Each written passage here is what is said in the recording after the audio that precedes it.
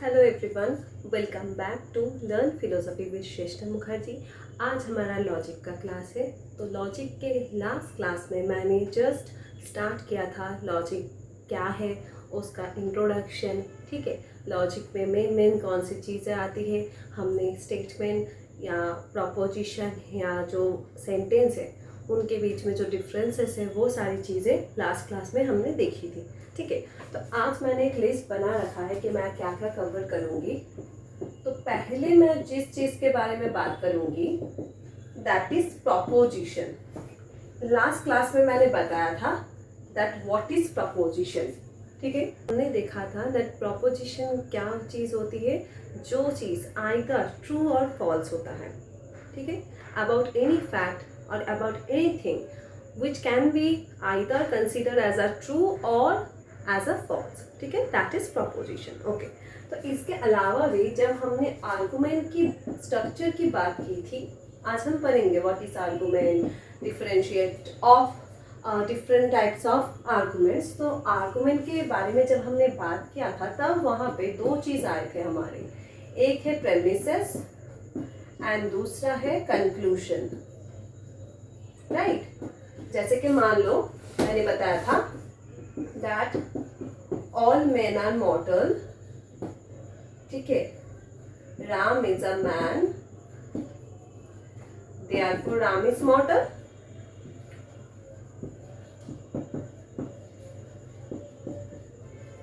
Right, यही बताया था। तो ये जो था this is premise 1 and this is premise 2 and this is conclusion. Right, तो ये प्रेमिसेस क्या है एंड ये कंक्लूशन क्या है। मैंने बताया था कि कोई भी आर्गुमेंट में ये तीनों ही डिफरेंट प्रोपोजिशन है। ठीक है, डिफरेंट प्रोपोजिशन है।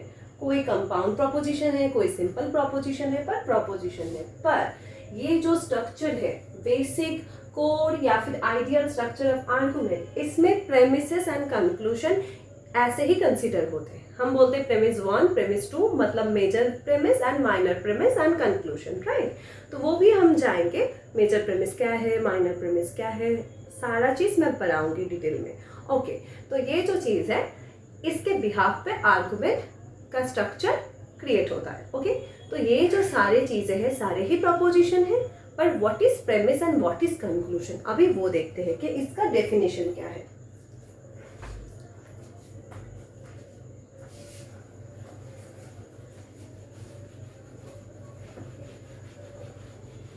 ओके, सो आर्गुमेंट क्या है, पहले हमने बताया था कि आर्गुमेंट क्या होता है, जो प्रेमिसेस होते हैं ना हमारे, वहां से कंक्लूशन कंक्लूसिवली डिराइव होता है, दैट इज आर्गुमेंट। ओके, सो देखो क्या बोला जा रहा है।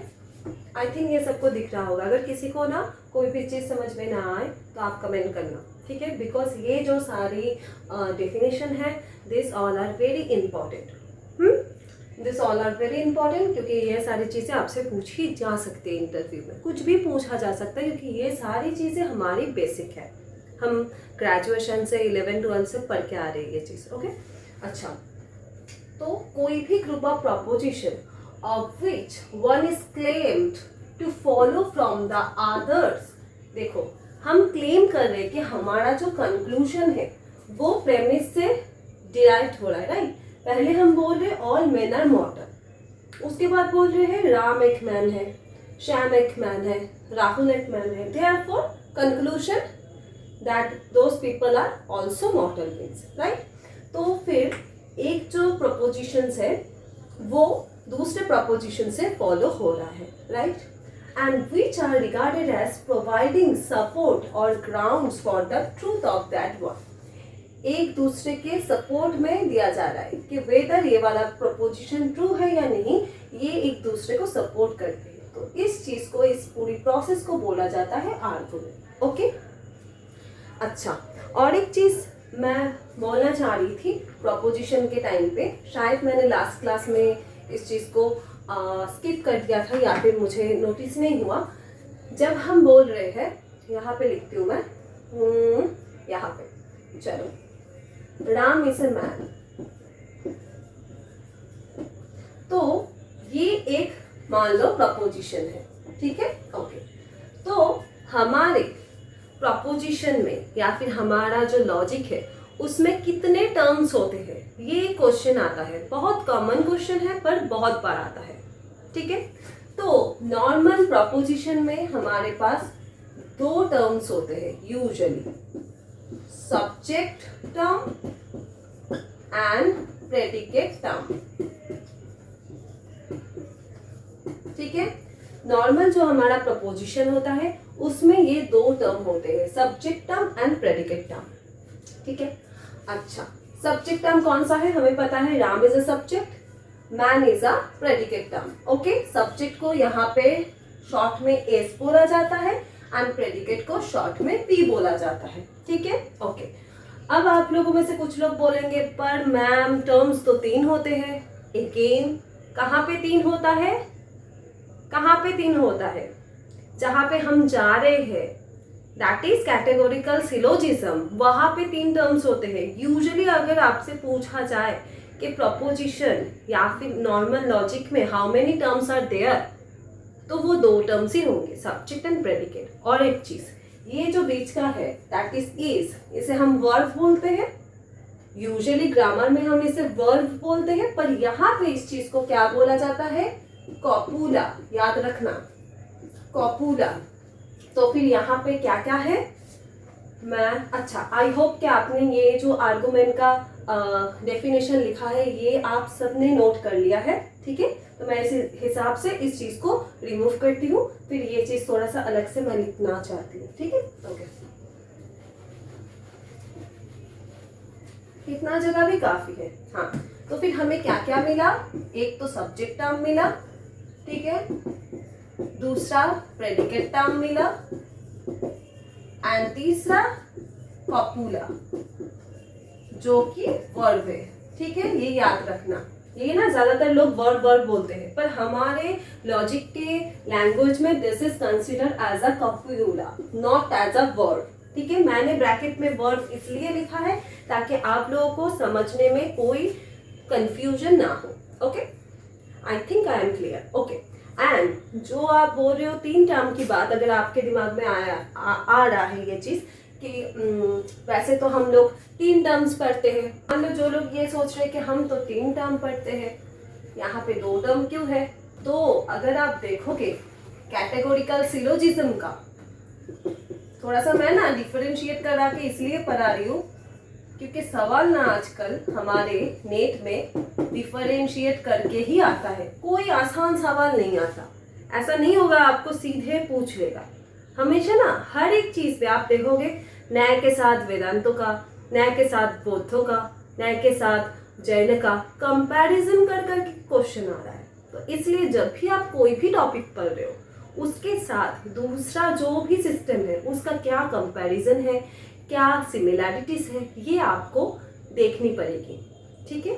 ओके, तो कैटेगोरिकल सिलोजिज्म में क्या होता है, वहां पे तीन टर्म के बारे में बात किया जाता है। यहाँ पे जैसे मैंने बोला, यहाँ पे बस दो है, subject and predicate, S and P. यहाँ पे तीन टर्म होते हैं, subject, predicate and middle term, ठीक है। This is consider as minor term, P is consider as major term, P मतलब predicate, okay, consider as major term and M is consider as middle term, नहीं बोलते middle term factor, so middle term, okay. And ये जो topic है, this topic is equally important for logical reasoning also, ठीक है। हम हेक्ताबाश करेंगे, मैंने सोच रखा है कि जो जो जगह से ज्यादा क्वेश्चन आते हैं मैं वो तो कवर कराऊंगी जून से पहले, हेक्ताबाश मैं कराऊंगी, ओके।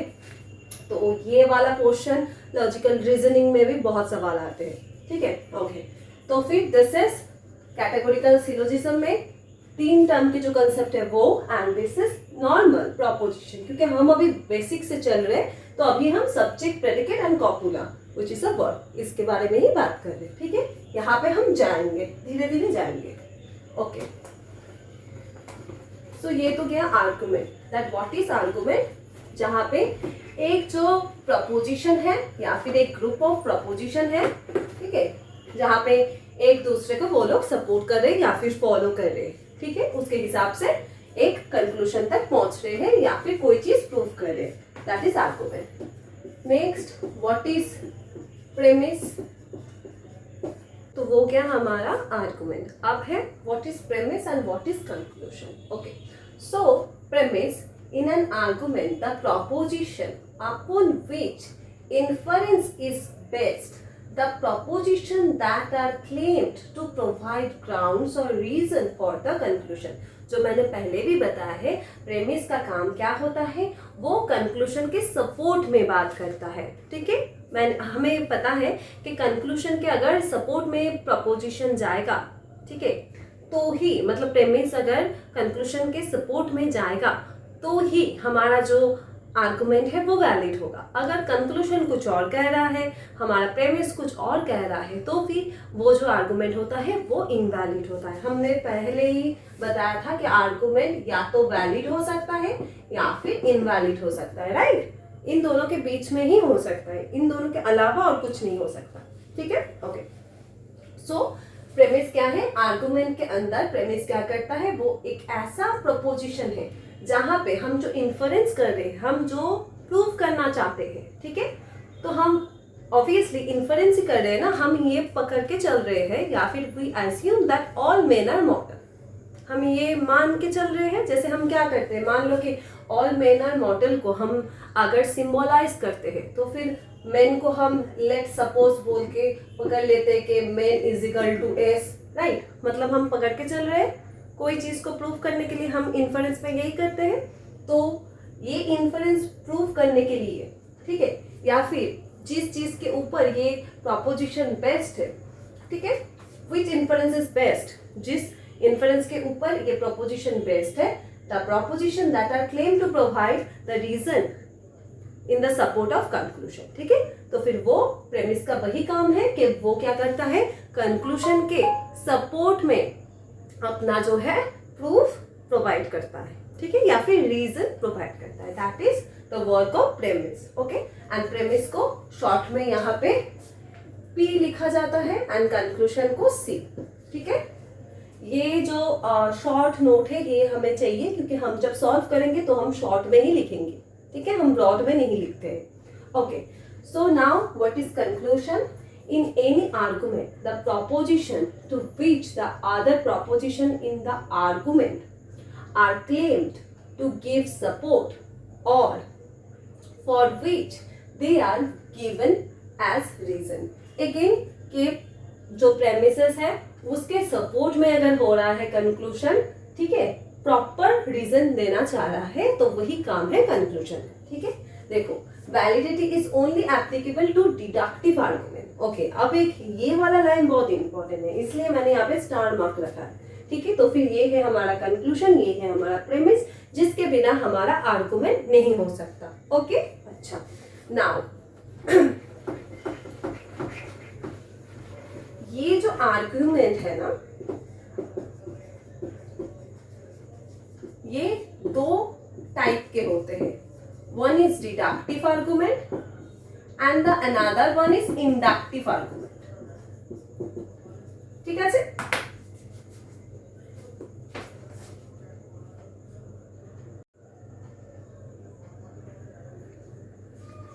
ठीक है. So one is deductive and another one is inductive argument. तो डिडक्टिव आर्गुमेंट क्या होता है? तो डिडक्टिव आर्गुमेंट में बोला जाता है दैट जो हमारा कंक्लूजन है, ठीक है, conclusion is conclusively derive from the premises. अगर ऐसा होता है, अगर कंक्लूजन प्रेमिस से फॉलो होके आ रहा है, ठीक है, अगर कंक्लूजन सपोर्ट कर रहा है प्रेमिस को या फिर वहां से फॉलो होके आ रहा है, तो फिर that argument is called as deductive argument. ठीक है, एंड इंडक्टिव आर्गुमेंट क्या होता है? That is experience based. जैसे कि मान लो हम बोलते हैं, ये एक बहुत फेमस प्रपोजिशन है that all crows are black. ठीक है, यूजुअली हम यही बोलते हैं कि ऑल क्रोज आर ब्लैक. पर मान लो कि किसी ने किसी भी दूसरी एक कंट्री में ऐसा कोई क्रो देखा है जो ब्लैक नहीं है. ये हो सकता है. हमें कैसे पता कि हर जगह पे जितने भी क्रोज है सारे ब्लैक है, हमें कैसे पता? क्योंकि हमने एक्सपीरियंस किया है, अभी तक हमने ऐसा कोई भी चीज़ या फिर ऐसा कोई भी क्रो नहीं देखा है, ठीक है, जो ब्लैक नहीं है। तो that is the meaning of inductive argument कि inductive argument is basically based on experienced and deductive argument is basically based on reason. ठीक है, ये याद रखना। Deductive argument is based on reason and inductive argument is based on experience. Okay, तो experience हमने जो जो किया है, मान लो ऐसा हो सकता है कि ऐसा कोई कंट्री हो सकता है जहाँ पे हमने विजिट नहीं किया है, हो सकता है ऐसा। तो फिर उस हिसाब से अगर मान लो कोई दूसरा बंदा या बंदी, ठीक है, वो उस कंट्री से विजिट करके आया है एंड उसने मुझे रिवील किया कि यू नो श्रेष्ठा, मैंने एक ऐसा क्रो देखा विच वॉज ब्लू और विच वॉज वाइट, तो क्या होगा? तो फिर मैंने जो प्रपोजिशन दिया था ऑल क्रोज आर ब्लैक, वो फिर गलत हो जाता है, राइट? उसका फिर रियलिटी ट्रू नहीं होगा क्योंकि ऑल क्रोज आर ब्लैक मैं बोल रही हूँ, ठीक है, सारे यूनिवर्सल। तो जब मैं यूनिवर्सल क्लेम कर रही हूँ उसका मतलब ये है कि वो जो स्टेटमेंट या फिर वो जो प्रपोजिशन है वो टॉटोलोगस है, राइट? वो कभी फॉल्स नहीं हो सकता है किसी भी सिचुएशन में, किसी भी स्पेस में, किसी भी टाइम में वो झूठ नहीं हो सकता है, राइट? तो इसीलिए जब भी हम इंडक्टिव आर्गुमेंट के बारे में बात करते हैं वो एक्सपीरियंस बेस्ड होता है, इसीलिए क्योंकि वहां पे ना 50-50 चांसेस होते हैं सही या गलत होने का, ठीक है। पर यहाँ पे डिडक्टिव में ये वैलिड या इनवैलिड ही होता है, ऐसा कोई पॉसिबिलिटी नहीं है कि हो सकता है ये वैलिड हो सकता है ये इनवैलिड हो, ऐसा कुछ नहीं होता है। Either it is valid or invalid, इसीलिए यहाँ पे यही लिखा गया है validity is only applicable to deductive argument, बस ओनली लिखा हुआ है, ओनली डिडक्टिव आर्गुमेंट में ही वैलिडिटी आता है, वैलिडिटी इनवैलिडिटी, ठीक है। इंडक्टिव में नहीं आता है क्योंकि वहां पे हम क्या बोलते हैं, वहां पे हम बोलते हैं पॉसिबली ट्रू पॉसिबली फॉल्स,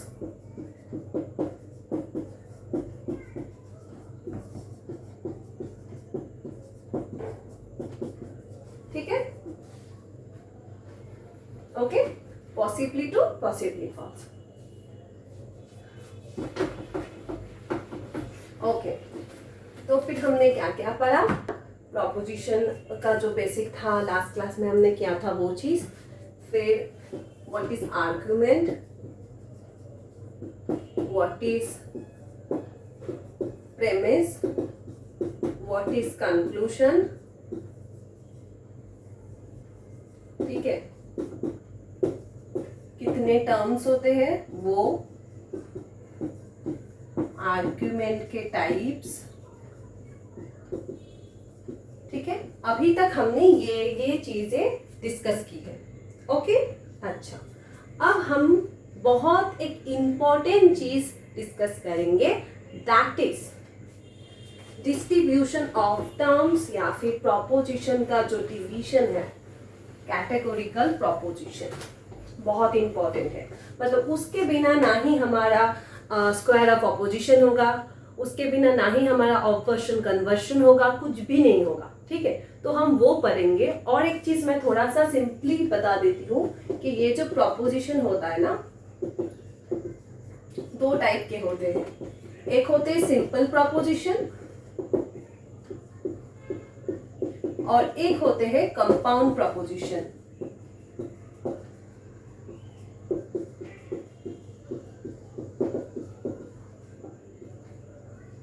जो सिंपल प्रॉपोजिशन होते हैं, ठीक है, जो भी हमारे सिंपल प्रॉपोजिशन होते हैं, तो उसमें क्या होता है, मान लो कि हम बोल रहे हैं कि राम इज अ बॉय, ठीक है, या फिर Delhi is the capital of India. तो ये सारे प्रॉपोजिशन है सिंपल प्रॉपोजिशन, जहां पे हम किसी दूसरे प्रॉपोजिशन को अपने कंपोनेंट के हिसाब से यूज नहीं कर रहे हैं, हमारा कोई कंपोनेंट नहीं है। कंपोनेंट किसको बोला जाता है? मान लो Ram and Shyam are friend. तो आप देख पा रहे हो कि ये जो प्रपोजिशन है इसमें एक्चुअली दो प्रपोजिशन है, Ram is a friend, Shyam is a friend, right. तो ये कंपोनेंट है। पर सिंपल प्रपोजिशन कैसा होता है, उसमें सिंपली एक ही चीज होती है। जैसे मान लो Delhi is a capital of India, या फिर राम इज अ सिंगर। तो यहाँ पे कोई भी कंपोनेंट नहीं है, कोई भी कंपोनेंट नहीं है, no components in the simple proposition, in between the simple proposition. Okay, तो सिंपल प्रोपोजिशन फिर कौन सा प्रोपोजिशन है? It is a basic unit and it is defined as a proposition that does not contain any kind of other proposition as its component। ठीक है, ये मैं लिख देती हूँ थोड़ा सा,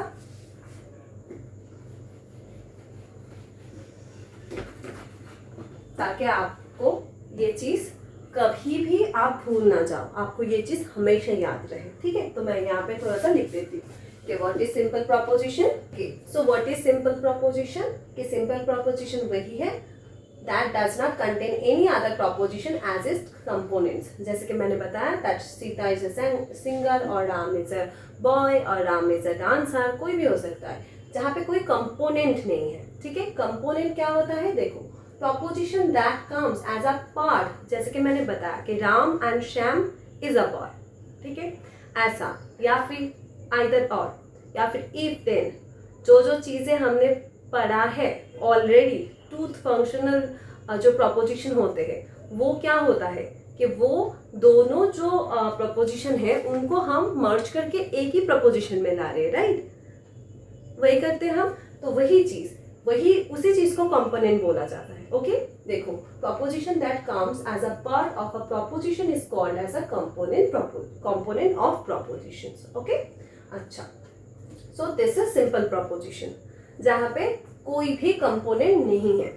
and what is the compound proposition? Compound proposition वही प्रपोजिशन है, उन सारे प्रपोजिशन को ही हम कंपाउंड बोलते हैं जहाँ पे क्या है, जहाँ पे हमारा कंपोनेंट है। ठीक है, देखो, compound proposition is defined as a proposition which contains another proposition as its component are considered as compound proposition. यहाँ पे थोड़ा सा जगह का इशू है, इसलिए मैंने यहाँ पे सीपी लिख दिया था, that is compound preposition. CP means not हमारा कंडीशनल प्रूफ, यहाँ पे जगह नहीं था इसलिए मैंने इसको शॉर्ट में लिखा, that is compound preposition. Okay, जहाँ पे दूसरे प्रपोजिशन को हम हमारे कंपोनेंट के हिसाब से ले रहे हैं खुद की प्रपोजिशन को एस्टैब्लिश करने के लिए। ओके, देखो, जैसे either Ram or Shyam is coming, if Ram pass in the exam then he will get a bike. तो ये जो सारे एग्जाम्पल है ये सारे हमारे कंपाउंड प्रपोजिशन की ही एग्जाम्पल है। जितना हम पढ़ के आते हैं ना, दैट इज हमारा material equivalence, then biconditional, then हमारा जो कंजंक्शन है, ये सारे प्रपोजिशन हमारे कंपाउंड ही है। ठीक है, आई होप कि आप लोगों ने ये सारे डेफिनेशन नोट डाउन कर लिया था। ओके, तो कंपाउंड में क्या क्या आएगा देख लो आप। मैं इस टॉपिक पे फिर से आऊंगी जब मैं ट्रूथ टेबल कराऊंगी, पर अभी फिलहाल थोड़ा सा बता देती हूँ कंपाउंड प्रपोजिशन में क्या क्या आएगा। वन इज एंड, जिसका सिंबल क्या होता है? डॉट। ये कौन सा है? दिस इज कॉन्जंक्शन या फिर कॉन्जंक्टिव प्रपोजिशन। मैं नाम भी यहाँ पे लिख देती हूँ, कॉन्जंक्टिव प्रपोजिशन। ठीक है, मान लो P एंड Q, इसको हम कैसे सिंबलाइज करते हैं? P dot Q, right. So and जो है उसको हम सिंबलाइज करते हैं डॉट से। एंड ये जो प्रोसेस है या फिर ये जो प्रपोजिशन है जहाँ पे एंड यूज होता है, उस प्रपोजिशन को हम बोलते हैं कंजंक्टिव प्रपोजिशन। ये सारे चीज मैं फिर से पढ़ाऊंगी डिटेल्स में, पर क्योंकि मैं कंपाउंड प्रपोजिशन की अभी बात कर रही हूँ तो अभी थोड़ा सा मैं ये चीज बता देती हूँ, ठीक है। ओके, सो कंजंक्टिव प्रपोजिशन में ये जो P एंड Q है मीन्स P डॉट Q, ठीक है। तो इस जो दो चीज है P एंड Q सेपरेट है एंड इनको बोला जाता है कॉन्जंक्ट, याद रखना कॉन्जंक्ट। इन दोनों को ही कॉन्जंक्ट बोला जाता है। क्यों मैं बार बार बोल रही हूँ याद रखना, क्योंकि यही सारे सवाल ना इंटरव्यूज पे पूछा जाता है, क्योंकि ये बहुत बेसिक है और हम ना यूजुअली इस चीज को इग्नोर करके चले जाते हैं। तो इसीलिए कोई भी चीज इग्नोर नहीं करना है, आप भले ही आपको सारा चीज पता हो पर आपको रिवीजन करते रहना है। ओके, अच्छा, so this is conjunct, that is conjunctive preposition जहां पे एंड यूज होता है। सेकेंड क्या है?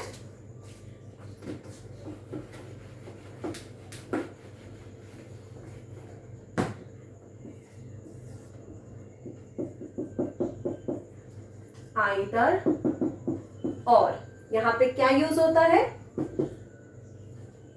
Sorry, well. यहाँ पे कोई और दूसरा साइन नहीं देती हूँ, नहीं तो ना थोड़ा सा कंफ्यूजन हो जाएगा। Okay, well.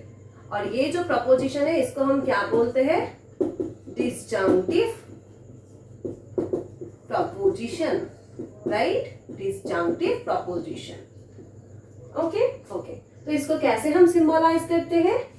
मान लो ऐसा लिखा हुआ है आइदर P और Q, तो इसको कैसे करेंगे सिंबलाइज? P will Q, ठीक है। ओके, एंड ये जो P है एंड ये जो Q है, इन दोनों को क्या बोला जाता है? डिसजंक्ट, क्योंकि वो कॉन्जंक्टिव प्रपोजिशन था, वहां पे जो हमारे वेरिएबल्स है P Q, ये सारे वेरिएबल्स है, राइट? मैं पढ़ाऊंगी क्वांटिफिकेशन में कौन सा वेरिएबल है, कौन सा कांस्टेंट है, कौन सा प्रपोजिशनल फंक्शन है। ये सारी चीजों से इतना सवाल आता है ना, जब मैं लॉजिक कराऊंगी और उसके बाद आप सॉल्व करोगे, देखोगे सारा सवाल यहाँ से ही आता है, पूरा बेसिक से सवाल आता है, ठीक है। ओके, तो कंजंक्टिव प्रपोजिशन था तो वहां पे जो P एंड Q था उनको कंजंक्ट बोला जा रहा था because it is a disjunctive proposition. तो यहाँ पे जो P Q वेरिएबल्स है, this all are considered as disjunct. Okay, both P भी Q भी, दोनों को ही डिसजंक्ट बोला जा रहा है, ठीक है। ओके, सो फर्स्ट गया एंड, सेकेंड गया आइदर और। थर्ड,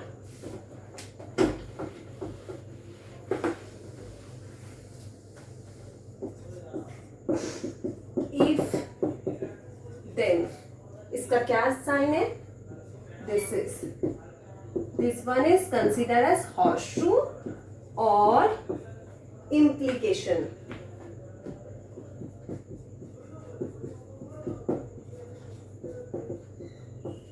एंड ये जो हमारा प्रपोजिशन है, इस प्रपोजिशन को क्या बोला जाता है? Material implication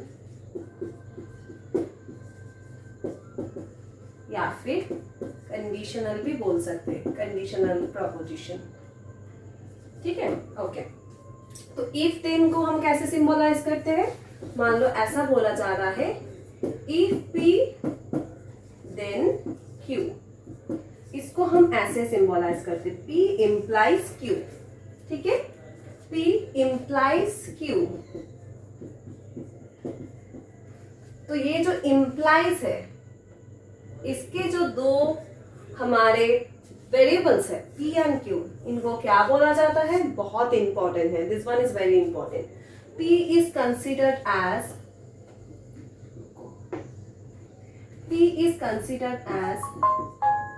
antecedent and consequent है Q, ठीक है। एंटीसीडेंट एंड कंसिक्वेंट, वहां पे जगह नहीं था, ठीक है, ये सेकेंड है, सॉरी। एंटीसीडेंट एंड कंसिक्वेंट, ठीक है। तो P को बोला जाता है एंटीसीडेंट एंड Q को बोला जाता है कंसिक्वेंट। ये याद रखना क्योंकि बहुत इंपॉर्टेंट है, इसके हिसाब से ट्रूथ वैल्यू पूरा डिपेंड होता है, ठीक है। एंटीसीडेंट एंड कंसिक्वेंट के हिसाब से पूरा ट्रूथ वैल्यू डिपेंड होता है। ये हम जब करेंगे तो हमें पता चल जाएगा। Okay, this one is third.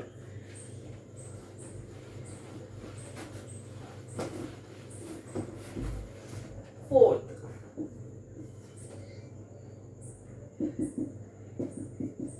If and only if. इसका क्या साइन होता है?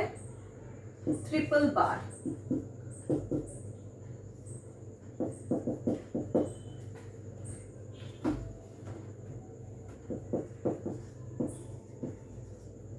ठीक है, इक्विवेलेंट भी बोल सकते हैं,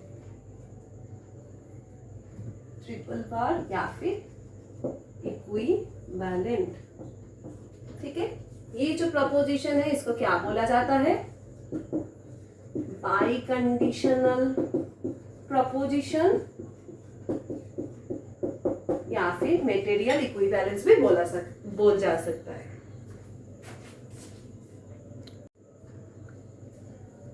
बाई कंडीशनल प्रपोजिशन या फिर मेटेरियल इक्विवेलेंस भी बोला जा सकता है। ठीक है, तो इसको कैसे सिंबलाइज करते हैं? इफ एंड ओनली इफ को मान लो P, if and only if Q। ठीक है, तो इसको सिंबलाइज करेंगे P इक्विवेलेंट Q। इक्विवेलेंट का मतलब समझ में आना चाहिए हमें ये कि देखो बाई कंडीशनल मतलब अगर दोनों का कंडीशन सेम होगा तब जाके ये जो पूरा हमारा प्रपोजिशन है वो उसका एक वैल्यू होगा। वो वैल्यू क्या होगा? मान लो ये दोनों अगर ट्रू होता है तो ये पूरा चीज मतलब P इक्विवेलेंट Q ट्रू होगा। अगर P and Q both are false तभी जाके P इक्विवेलेंट Q ट्रू होगा, मतलब वैल्यू सेम होगा तो ये प्रपोजिशन ट्रू होगा। Because this is a by conditional मतलब दोनों का जो कंडीशन है वो मैच होनी चाहिए। ठीक है, इक्विवेलेंस इक्वल होना चाहिए। This one is fourth. Okay,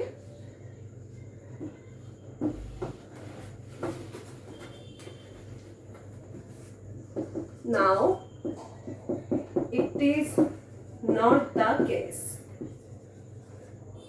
means girl।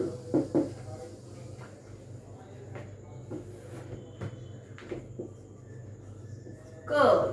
ठीक है, तो इसको कैसे करते हैं? मान लो ऐसा लिखा हुआ है, इसको हम बोलते हैं नेगेटिव प्रपोजिशन। हाँ,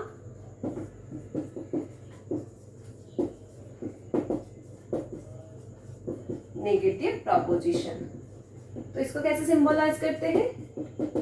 it is not the case that P। ठीक है, तो इसका सिंबलाइजेशन कैसा होगा? Curl P। It is not the case मतलब ही नेगेशन हो रहा है, P का नेगेशन। मान लो अगर P का वैल्यू हम पकड़ रहे हैं एज ट्रू तो नेगेशन P क्या होगा? उसका उल्टा होगा, फॉल्स। अगर हम P का वैल्यू पकड़ रहे हैं फॉल्स तो नेगेशन P क्या होगा? ट्रू। मतलब it is not the case that P, तो P को हम नेगेट कर रहे हैं, नेगेशन कर रहे हैं, तो वो जो साइन है that is considered as curl. ठीक है, नेगेशन साइन। तो ये 5 कंपाउंड प्रपोजिशन है जहां पे देखो हम कंपोनेंट यूज कर रहे हैं। ओके ओके, नाउ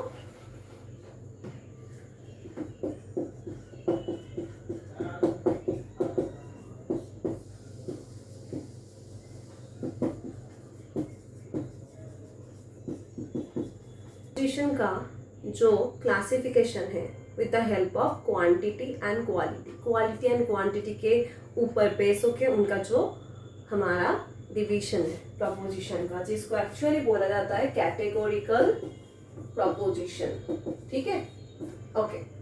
तो प्रपोजिशन डिवाइड हो रहा है with the help of quality and quantity. तो क्वालिटी क्या है एंड क्वांटिटी क्या है, ये बहुत इंपॉर्टेंट है। देखो क्वालिटी मतलब हम क्या समझते हैं? मान लो कि हम बोल रहे हैं कि ये जो पेन है इसका क्वालिटी अच्छा है या बुरा है। हम किसी भी एक चीज़ को, कोई कपड़ा है, कोई मेकअप प्रोडक्ट है, कोई फ़ोन है, तो बोल रहे इसका क्वालिटी ना अच्छा नहीं है, इसका कैमरा क्वालिटी अच्छा नहीं है। तो क्या हम प्रपोजिशन में वो चीज़ समझा रहे हैं कि इसका क्वालिटी अच्छा है या नहीं? क्या वो समझा रहे हैं? नहीं। हम यहाँ पे क्वालिटी के नाम पे क्या समझा रहे हैं? आइदर इट इज पॉजिटिव और अफर्मेटिव और इट इज नेगेटिव। तो क्वालिटी मतलब क्या, आइदर इट इज पॉजिटिव और इट इज नेगेटिव, ठीक है। ओके, तो क्वालिटी में यहाँ पे क्या समझा जा रहा है कि क्वालिटी में आइदर हम किसी चीज को एक्सेप्ट कर रहे हैं और किसी चीज को नेगेट कर रहे हैं, ठीक है। एंड क्वांटिटी, क्वांटिटी मतलब क्या 1 किलो आटा या फिर 1 लीटर ऑयल, ऐसा समझा जा रहा है प्रपोजिशन में, नहीं। क्वालिटी मतलब कितना परसेंट या फिर कितना ज्यादा स्पेस आप कवर कर रहे हो, ठीक है। मान लो जो यूनिवर्सल प्रपोजिशन है वहां पे हम क्या बोल रहे हैं, मान लो all children are innocent, all human beings are mortal. तो ये जो चीज है ऑल में क्या आ रहा है, जितना सारा कंट्री है, पूरा जो यूनिवर्स है, यूनिवर्स में जितने सारे पर्सन है सब मॉर्टल है, जितने सारे चिल्ड्रन है सब इनोसेंट है, यही समझा जा रहा है, राइट। तो फिर ये जो क्वांटिटी है इसका डिवीजन कैसा होगा, क्वांटिटी मतलब कितना जगह हम कवर कर रहे, यूनिवर्सल नंबर ऑफ पीपल या फिर पर्टिकुलर नंबर ऑफ पीपल। मान लो हम बोल रहे हैं that some politicians are liar, तो यहाँ पे हम क्या कवर कर रहे हैं कि कुछ जो पॉलिटिशियंस होते हैं वो लायर है, या फिर बोल रहे हैं मान लो कि सम टीचर्स आर लायर, या फिर some students are bad at study, तो फिर कुछ स्टूडेंट्स के बारे में बात करें। पर जब हम यूनिवर्सल नंबर ऑफ स्टूडेंट के बारे में क्या ऐसा बोल सकते हैं कि all students are very brilliant, all politicians are liar, नहीं बोल सकते, क्योंकि ऐसे बहुत सारे हमारे हिस्ट्री में ऐसे बहुत सारे पॉलिटिशियन हैं जो लायर नहीं थे, जो अच्छे पॉलिटिशियन थे, राइट। तो फिर हम कौन से चीज़ों के बारे में यूनिवर्सल ग्राउंड में बात कर पा रहे हैं, जो चीज़ें यूनिवर्सली बोली जा सकती है, जो चीज़ें यूनिवर्सली अवेलेबल हो सकती है। तो अब ये हमें कैसे पता चलेगा, क्या हम ऐसा बोल सकते हैं that all students who are appearing in the UGC NET SET examination they all are from the subject of philosophy, क्या हम ये बोल सकते हैं, नहीं बोल सकते। क्यों, क्योंकि ये सब चीज़ों में स्पेसिफिक आ जाता है, particular, this is a choice of people, right, choice of student. तो आप कौन सा सब्जेक्ट चूज करोगे, मैं कौन सा सब्जेक्ट चूज करूंगी, ये सारे टॉपिक पे हम यूनिवर्सलिटी में नहीं आ सकते। तो यूनिवर्सलिटी का जो टॉपिक है या फिर जो यूनिवर्सल कंसेप्ट है, वहाँ पे वही चीज़ आ सकती है जो ऑल स्पेस एंड टाइम पे अवेलेबल हो या फिर एक जैसे ही हो, कहीं पे चेंज नहीं हो सकता है, ठीक है। ओके, तो फिर क्वांटिटी के हिसाब से हमारा 2 डिवीजन होगा, one is universal preposition and another one is particular proposition। and यहाँ पे क्वालिटी के बेसिस पे 2 डिवीजन होगा, वन इज पॉजिटिव और affirmative preposition and another one is negative preposition. Okay,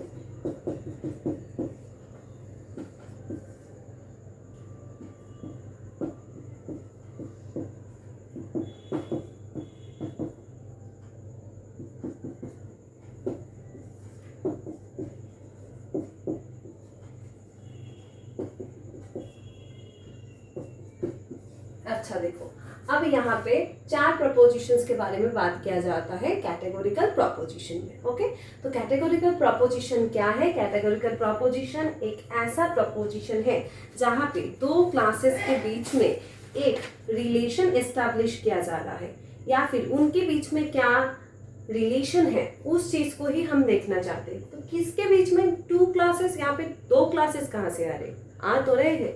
देखो, मान लो ए प्रपोजिशन को मैं लिख रही हूं, ऑल एस इज पी।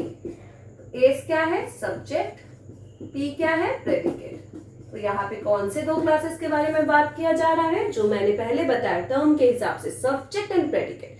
तो सब्जेक्ट एंड प्रेडिकेट के बीच में क्या रिलेशन है, क्या रिलेशनशिप है, वही हम यहाँ पे रेफर करेंगे, जिसके बिहाफ पे डिस्ट्रीब्यूशन ऑफ टर्म्स होगा, हमें पता है, राइट। डिस्ट्रीब्यूशन ऑफ टर्म्स इसके बिहाफ पे ही तो होगा, ये जो प्रपोजिशन हम अभी करेंगे all men are mortal, no man is immortal. तो ये जो सारी प्रपोजिशन है इसके हिसाब से हम करेंगे, राइट। ओके, सो यहाँ पे 4 प्रपोजिशन के बारे में बात की जा रही है।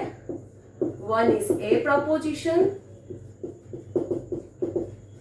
Second one is E proposition, third is I proposition, fourth is O proposition. ठीक है, ओके। ए प्रपोजिशन का क्या नाम है? अच्छा, वो चीज मैंने थोड़ा सा लिखा था पर मैंने बताया नहीं। अफर्मेटिव जो प्रपोजिशन होते हैं वो कौन से होते हैं? अफर्मेटिव प्रपोजिशन होते हैं ए एंड आई। ठीक है, this both are affirmative. Negative कौन सा होता है? E and O propositions are negative. अच्छा, देन यूनिवर्सल कौन सा होता है? A and E proposition are universal proposition and I and O propositions are particular proposition. Okay okay, so A proposition का फुल नेम क्या है? ये भी आता है सवाल पे एक्चुअली। Universal affirmative proposition. इसका थोड़ा सा ना मैं लॉजिकल फॉर्म भी लिख देती हूँ, बाद में इसको एक्सप्लेन करेंगे। लॉजिकल फॉर्म, इसको हम एलपी लिखते हैं। ओके, क्या है? All S is P. Here S means subject term, P means predicate term। ठीक है, ओके। सो ए प्रपोजिशन का फुल नेम क्या है? Universal affirmative preposition. उसका सिंबल कैसा होता है? लॉजिकल फॉर्म कैसा होता है? All S is P. ये उसका बेसिक कोड सिंबल है या फिर कोड फॉर्म है, लॉजिकल फॉर्म है। ठीक है, यूनिवर्सल अफर्मेटिव प्रपोजिशन का लॉजिकल फॉर्म है ऑल एस इज पी, जहां पे एस है सब्जेक्ट टर्म, पी है प्रेडिकेट टर्म। ठीक है, नेक्स्ट क्या है?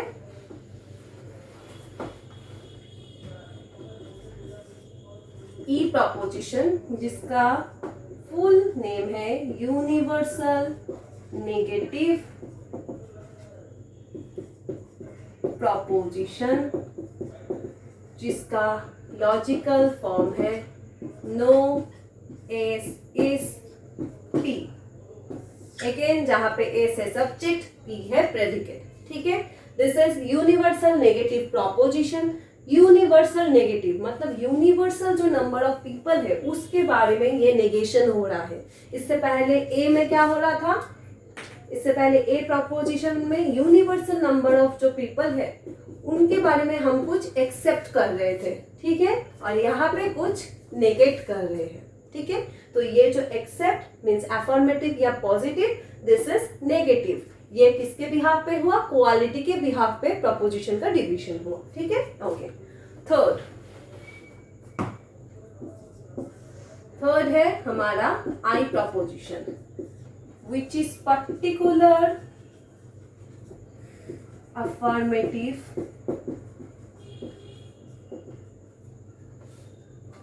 Preposition.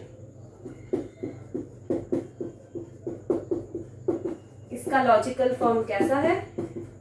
Some S is P. ठीक है, some S is P. Okay, अच्छा, मतलब कुछ जो सब्जेक्ट है वो प्रेडिकेट टर्म के बारे में बताया जा रहा है कि कुछ सब्जेक्ट जो है वो प्रेडिकेट है। मान लो बताया जा रहा है कि सम फ्लावर्स आर रेड,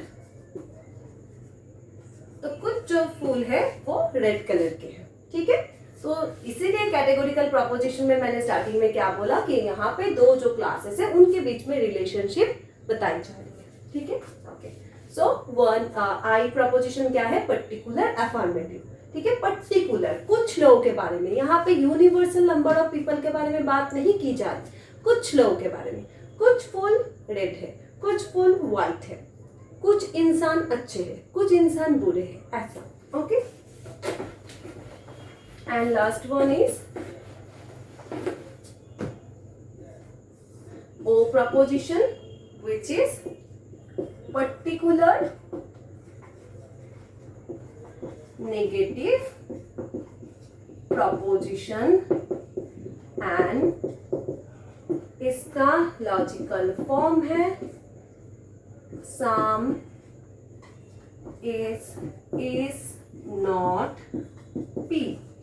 ठीक है, सम मान लो some flowers are not red. Okay, अच्छा तो यहाँ पे क्या बोला जा रहा है, पर्टिकुलर नेगेटिव प्रोपोजिशन। ठीक है, पर्टिकुलर कुछ बारे में, कुछ चीजों के बारे में हम नेगेट कर रहे हैं। ओके, जैसे कुछ जो फूल है वो लाल नहीं है, किसी दूसरे कलर का है। ठीक है, तो ये जो चीजें हैं, ये चारों प्रोपोजिशन के बारे में हमने पढ़ा। कैटेगोरिकल प्रोपोजिशन में क्या क्या है, ए ई आई ओ।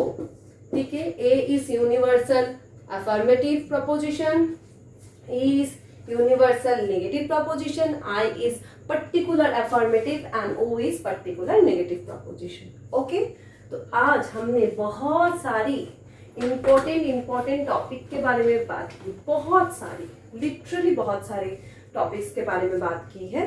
ठीक है, तो यहाँ पे मैंने थोड़ा सा लिस्ट बनाया है, नहीं तो हो सकता है कि आपको थोड़ा सा कंफ्यूजन हो जाए। ठीक है, तो पहले हमने आर्गुमेंट का डेफिनेशन पढ़ा, फिर प्रेमिस का डेफिनेशन, फिर कंक्लूजन का, फिर टर्म्स ऑफ प्रपोजिशन देखा, फिर आर्गुमेंट के टाइप्स के बारे में बताया है, पर उनका डेफिनेशन नहीं पढ़ा है हमने। ठीक है, डेफिनेशन एंड कुछ ऐसे सजेशन या फिर कुछ ऐसे थोड़ा सा ट्रिक जिसके हिसाब से जैसे हमें सिंबलाइजेशन करना होता है, तो कैसे पता चलेगा कि कौन सा सेंटेंस या फिर कौन सा प्रपोजिशन हमारा, सेंटेंस नहीं सॉरी, कौन सा प्रपोजिशन हमारा प्रेमिस होगा, कौन सा प्रपोजिशन हमारा कंक्लूजन होगा। तो उसका मैं कुछ टर्म्स है, जैसे सो है, ठीक है, देन है, देयरफॉर है, तो वो सारी चीजें वो पढ़ेंगे, वो थोड़ा सा नेक्स्ट क्लास में पढ़ेंगे। प्रोपोजिशन का क्लासिफिकेशन किया, सिंपल एंड कंपाउंड का, कंपाउंड के बीच में कौन कौन से प्रोपोजिशन कंपाउंड के अंडर में आता है वो पढ़ा, एंड प्रोपोजिशन का division with the help of quality and quantity ये देखा। ठीक है, तो आज का हमारा जो लॉजिक का क्लास था ये बहुत ही एक डेप्थ कंसेप्ट के बारे में इस क्लास में बात की गई है। तो आप लोग कमेंट करके बताना कि आपको कोई भी टॉपिक के बारे में अगर नहीं समझ में आया या कोई भी इशू हुआ। आई होप कि जो टॉपिक के बारे में मैंने बात की है वो आप लोगों को क्लियर हो गया होगा। ठीक है, तो आप लोग प्लीज़ कमेंट करके मुझे बताना कि किसी भी चीज़ पे कोई भी आपको प्रॉब्लम हो, कोई भी आपको प्रॉब्लम फील हो तो आप बताना। आज का क्लास बहुत इंपॉर्टेंट है। जो लोग पेपर 1 के लिए भी, मान लो अगर मेरा वीडियो कोई देख रहा है जिसका फिलोसफी सब्जेक्ट नहीं है, पेपर 1 के लिए भी आप देख सकते हो, क्योंकि लॉजिकल रीजनिंग में जितने सारे टॉपिक्स मैंने पढ़ाया वो सारे टॉपिक्स हैं। ठीक है, ओके, एंड मैंने एक चीज़ ग्रुप में बताई थी कि मैं एक सरप्राइज क्लास लेके आई हूँ, क्योंकि मेरे पास ना बहुत सारे टॉपिक्स के बारे में बहुत सारे रिक्वेस्ट आए हैं। जैसे कि मैंने बताया कि क्योंकि मैं बहुत डेप्थ क्लास ले रही हूँ तो इतने सारे क्लासेस लेना पॉसिबल नहीं हो रहा है। ठीक है, तो इसलिए मैंने क्या सोचा है कि जो हमारा लास्ट जो हमारा यूजीसी नेट का एग्जामिनेशन था दिसंबर 2025 का, जो 31 दिसंबर से स्टार्ट हुआ था, पर हमारा एग्जाम था 2 जनवरी को। तो उसका इस बार का क्वेश्चन बहुत अच्छा आया था, एकदम असर्शन रीजन से भरा हुआ क्वेश्चन आया था।